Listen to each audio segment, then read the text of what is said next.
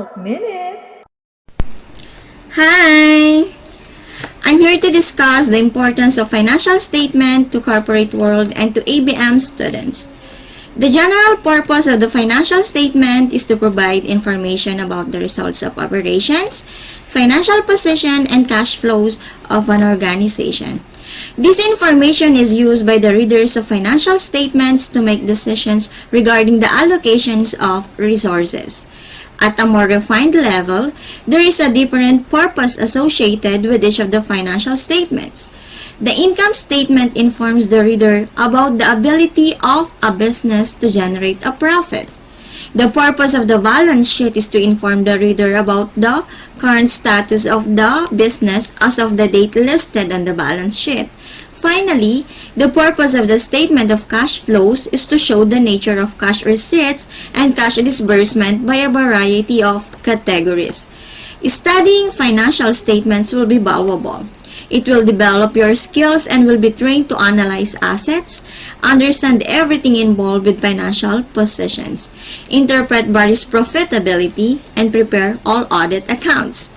Expertise in financial statement is highly needed for ABM students because you are the next generation of accountants, financial analysts, and managers where competition in corporate world is very crucial.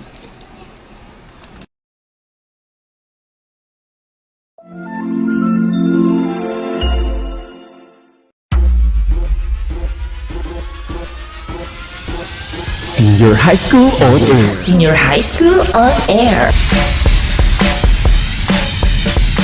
The frontline of quality and excellent learning. Excellent learning. You have all the best of the best. Best of the best of the best. Madaling umaga, handa na ba kayong matuto? Handa na po. Reading and writing. Pagbasa at pagsusuri ng teksto tungo sa pananaliksik. Practical Research 1. English for academic and professional purposes. Ability and Statistics. General Biology 2. Disciplines and ideas in applied social sciences. Cookery and more. Senior High School, best of the best. Best of the best of the best.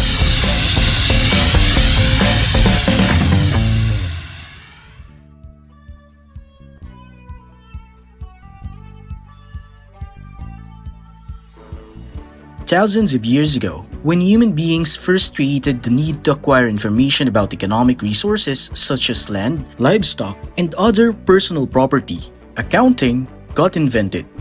It surfaced as an information system planned for accountability in the trade of goods and services. So even during this time of pandemic, let's continue to act, count, think by listening to this broadcast.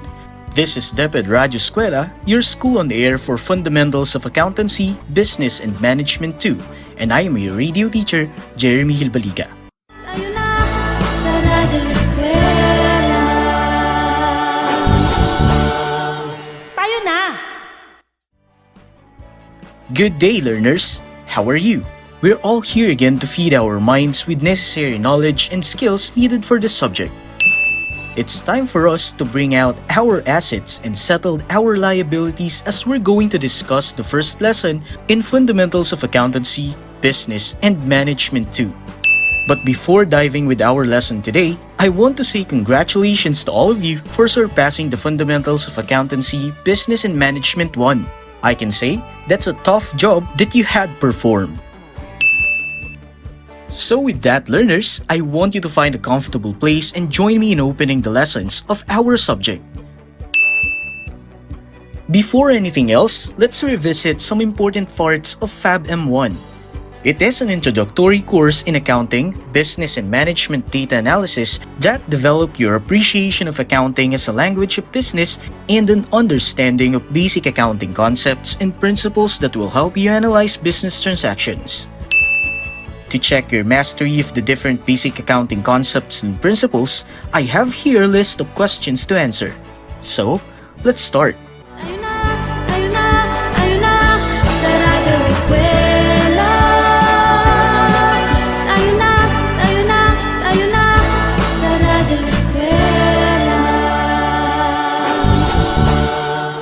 Tayo na! Since when we talk about Fabm, Accounting comes first among the three areas. So, I'll let you define accounting. Can you still define it? That's great. Accounting is a process of identifying, recording, and communicating economic events of an organization to interested users. This is according to Wagan J. and others.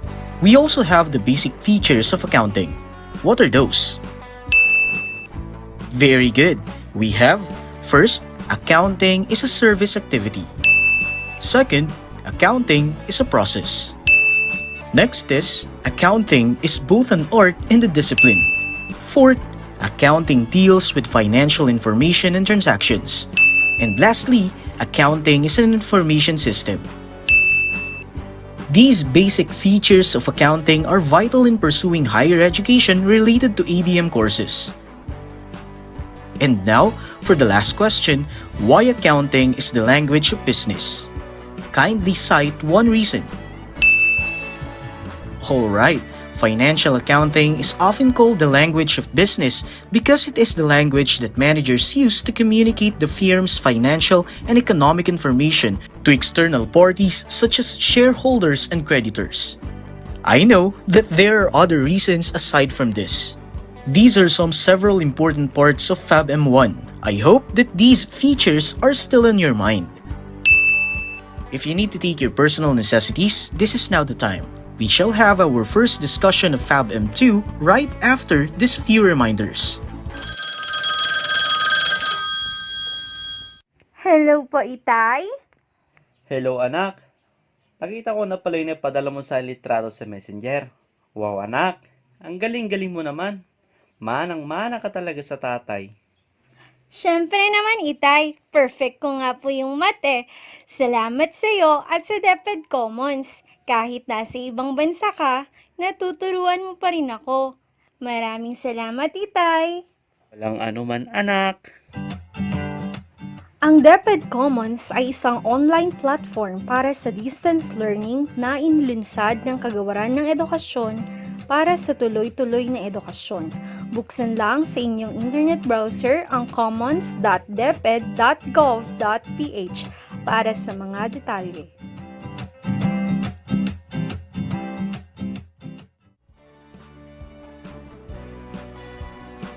And we are back on air, my dear learners.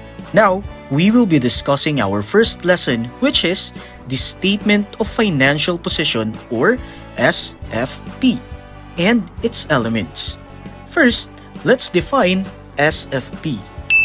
The Statement of Financial Position, also known as the balance sheet, represents the assets, liabilities, and equity of a business on a point in time. It helps users of financial statements to assess the financial soundness of an entity in terms of liquidity risk, financial risk, credit risk, and business risk. As mentioned a while back, there are elements of SFP, namely assets, liabilities, and equity. We shall describe them one by one. Tayo na sa Radyo Eskwela. Tayo na! First on the list is the asset. The Conceptual Framework for Financial Reporting IASB 2010 defines an asset as a resource controlled by the entity as a result of past events and from which future economic benefits are expected to follow entity. Note that the framework uses the word control instead of ownership because from accounting point of view, control is given priority over ownership for recording assets. For example, assuming ABC Corporation rents a building to XYZ Corporation. The lease term is for 25 years. Furthermore, the lease term is non-cancelable on the part of both parties. It was noted that the estimated useful life of the building is also 25 years. In the case provided, ABC Corporation has a building asset despite the fact that the entity only rents the same property from XYZ Corporation. This is due to the fact that ABC Corporation controls the asset. It is to be noted that the substance of the transaction prevailed over its legal form. Did you get it? Now, assets are classified into two: current and non-current assets. Let's discuss first current assets by discussing some examples. First, cash and cash equivalents. Any idea about this? Cash includes bills and coins on hand, bank accounts, and operating funds. By way of illustration, bills and coins inside a restaurant cash register are included as a company's cash account.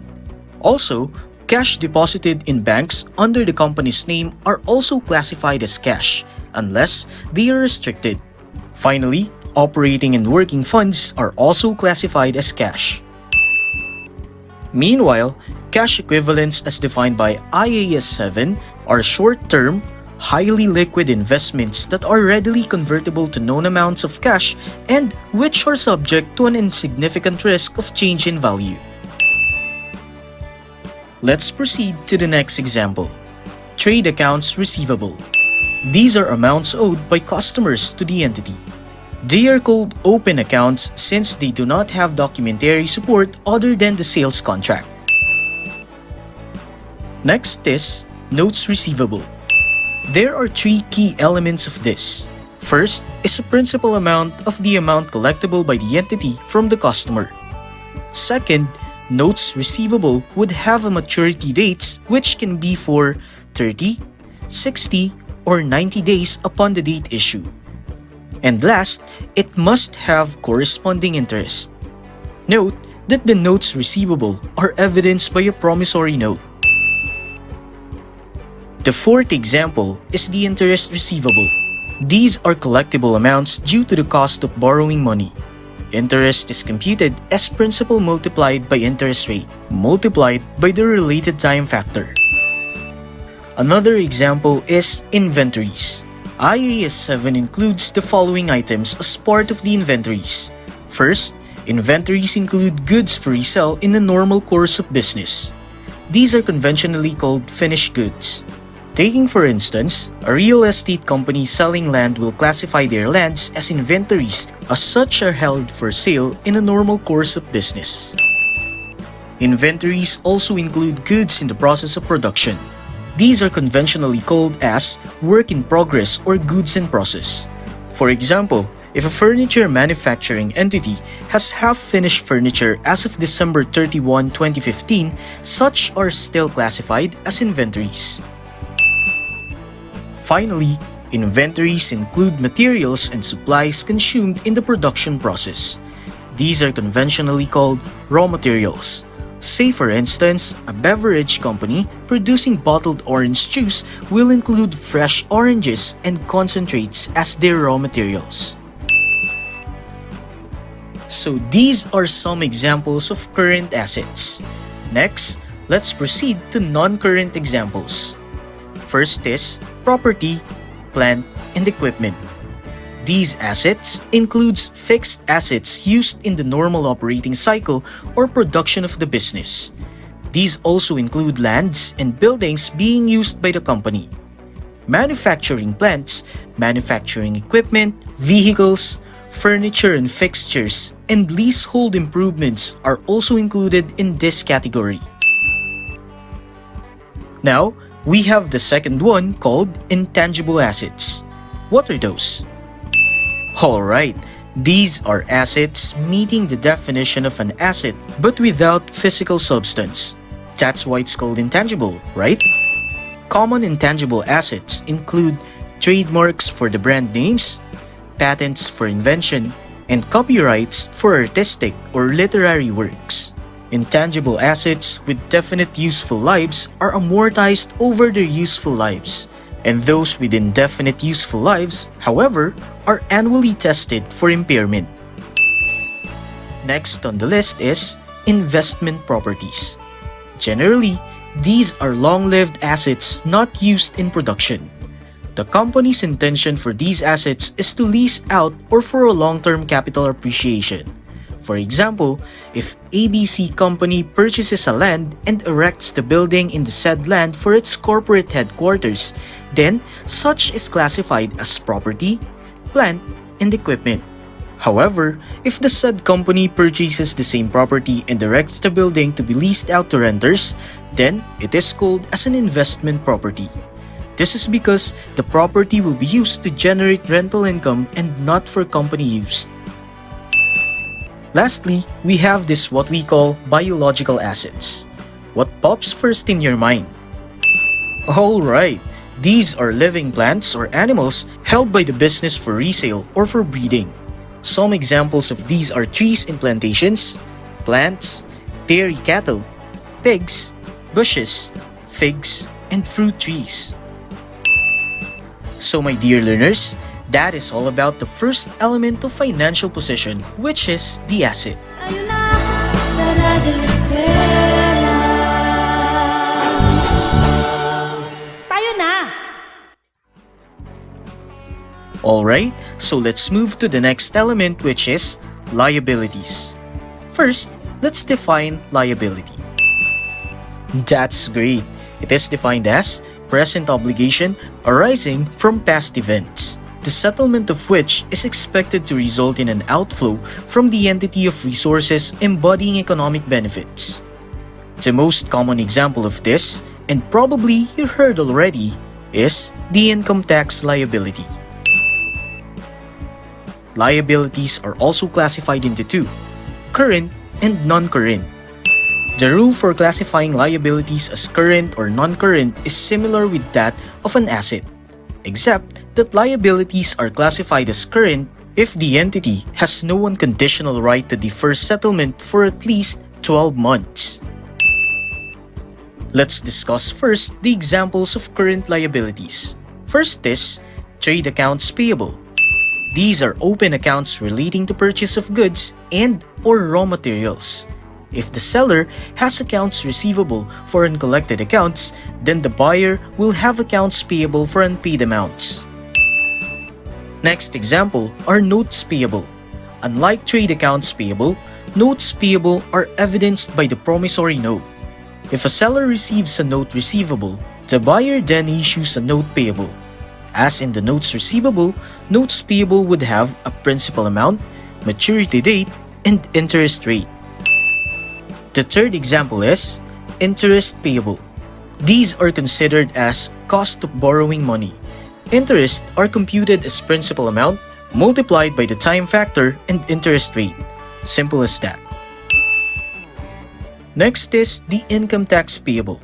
Income tax is computed at 30% of the corporate taxable income. For sole proprietors, however, their taxable income is subjected to the graduated tax rates. Income taxes are normally paid on the 15th of April of the succeeding year. Hence, they remain unpaid or payable as of December 31 of the current year. And finally, we also have other accrued expenses. These accounts pertain to expenses incurred but not yet paid. Common examples of these accrued expenses are salaries, rent, and utilities. So, the above-mentioned examples are considered current liabilities. Now, let us have non-current liabilities. Here, we only have two examples. First one is the long-term debt. Any idea? That's right. These accounts represent bank loans as a source of financing the entity. Long-term debt can be in a span of 5 years to almost 25 years. Also, most loans are serial loans, meaning the principal repayment is due every year. A portion of the serial loans will be current, while most of it are non-current. And we have the second and last example, bonds payable. Bonds are contracts of indebtedness sold to certain individuals. As in the case of a long-term debt, such indebtedness will bear interest. A bond is sometimes evidenced with a bond certificate, unless it is a scrip bond. That's all for the second element of financial position, liabilities. Tayo na sa Radyo Eskwela. Tayo na! And now, let's move on to the last element. Now, let's have owner's equity. It is defined as a proportion of the total value of a company's assets that can be claimed by its owners if it is sole proprietor or partnership, and by its stakeholders if it is a corporation. It is calculated by deducting all the liabilities from the total value of an asset. That is, equity is equal to assets minus liabilities. I'll repeat, equity is equal to assets minus liabilities. There are several different components that contribute to the owner's equity formula. One is owner's capital. It is the permanent account that maintains the cumulative balance of draws, contributions, income, and losses over time.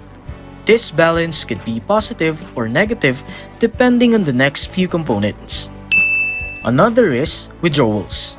This happens when an owner takes money or other assets out of the company. This obviously reduces the owner's capital account and the overall owner's equity.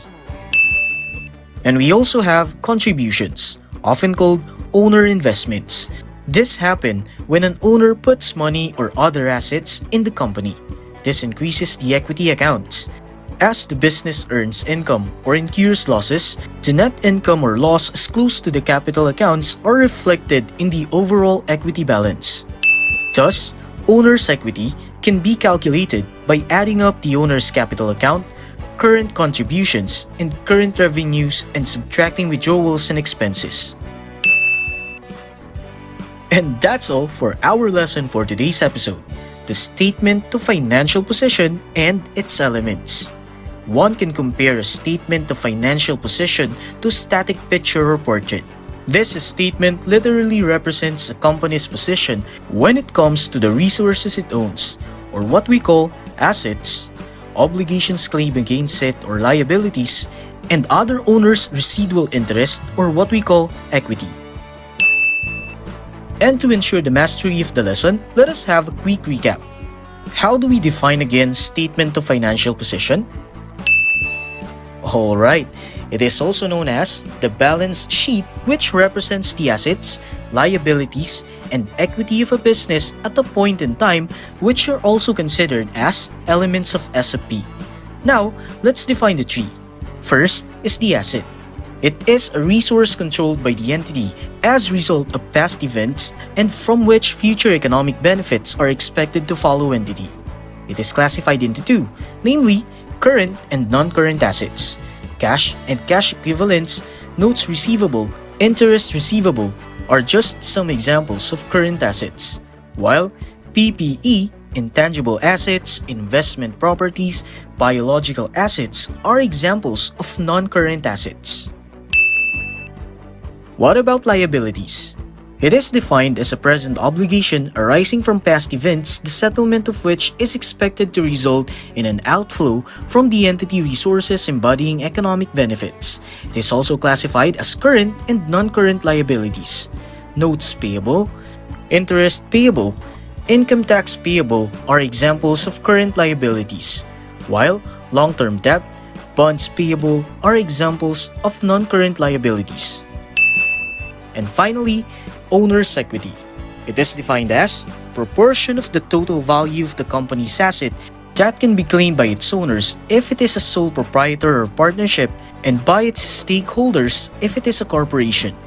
It is calculated by deducting all the liabilities from the total value of an asset. That is, equity is equal to assets minus liabilities. These are the important parts that you need to remember. If you need to take some personal necessities again, I am giving you this moment. Right after the short break, you shall have your quiz.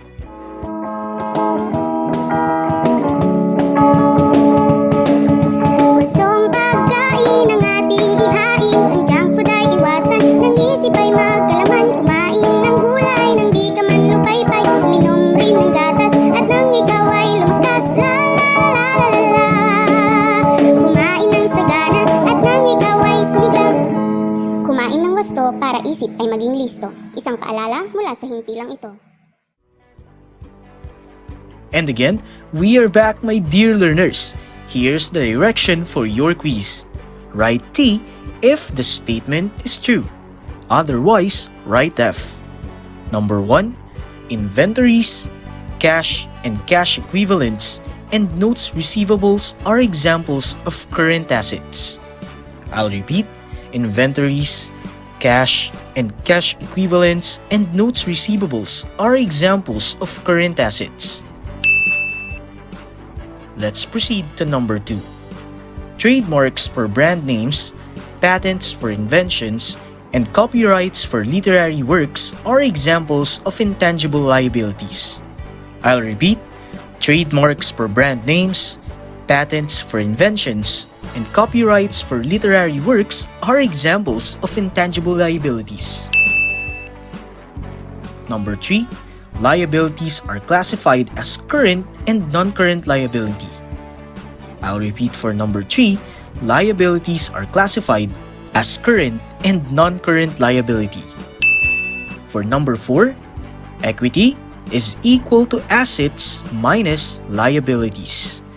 I'll repeat for number 4, equity is equal to assets minus liabilities. And finally, for number 5, our last item, biological assets are those that are living plants or animals held by the business for resale or breeding. I'll repeat, number 5, biological assets are those that are living plants or animals held by the business for resale or breeding. And that's it for your quiz today. Answers will be revealed on the next episode. You may continue answering it even when this broadcast ends. Halina't matuto gamit ang ating radyo. Pakinggan at unawain, aralin na ituturo. Patuloy ang edukasyon para sa ating henerasyon. Sa daan ng pagkatuto ay walang maiiwan. Kaya halina sa Radyo Eskwela.